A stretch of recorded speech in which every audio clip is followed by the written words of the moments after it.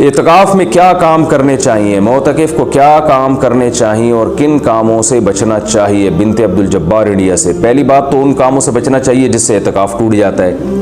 اعتکاف میں لوگ بلا وجہ مسجد سے کے صحن سے باہر نکل جاتے ہیں، واش روم میں جاتے ہیں تو واش روم سے باہر آ کے کسی سے گپ شپ لگانا شروع کر دیتے ہیں۔ تو ہر وہ کام جس سے اعتکاف ٹوٹتا ہے اس سے بچنا چاہیے۔ دوسرا، اعتکاف میں غیبتوں سے بچنا چاہیے، بد نظری سے بچنا چاہیے۔ اعتکاف میں بھی لوگ آج کل جو ہے وہ واٹس ایپ پہ اور فیس بک پہ لڑکیوں سے چیٹنگ کر رہے ہوتے ہیں، جو بہت زیادہ بیہودہ حرکت ہے۔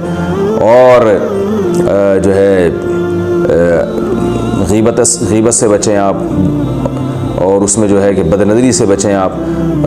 جماعت کی نماز تکبیر اولیٰ چھوڑنے سے بچیں آپ۔ مسجد میں رہتے ہوئے بھی تکبیر اولیٰ سے نماز نہیں ہو رہی ہے تو کتنی حرج کی بات ہے۔ باقی یہ کہ اپنے شیڈول کو اعتکاف میں متعین کرنا چاہیے کہ پہلے سے یہ فیصلہ کر لینا چاہیے میں نے یہ 10 دن کیسے گزارنے ہیں، تو اس میں کتنی تسبیحات پڑھنی ہے، کتنی تلاوت کرنی ہے اور کیا کیا سیکھنا ہے۔ یہ سب شیڈول پہلے سے ہوگا تو آپ کا اعتکاف میں ٹائم ویسٹ نہیں ہوگا۔ لوگوں کو پتہ ہی نہیں ہوتا، جانے کے بعد سوچ رہے ہوتے ہیں ہم نے کرنا کیا، تو سوچنے میں 5 دن گزر جاتے ہیں۔ پھر 5 دن کے بعد خیال آتا ہے کہ 5 رہ گئے تو اب کیا شیڈول بنانا۔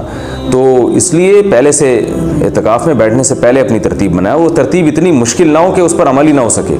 ایک صاحب نے اپنا مجھے شیڈول بتایا اعتکاف کا، اتنی تسبیحات اتنی تلاوت، میں نے کہا بھائی یہ چلے گا نہیں، 2 دن کے بعد آپ خود ہی چھوڑ چھاڑ کے بھاگ جائیں گے۔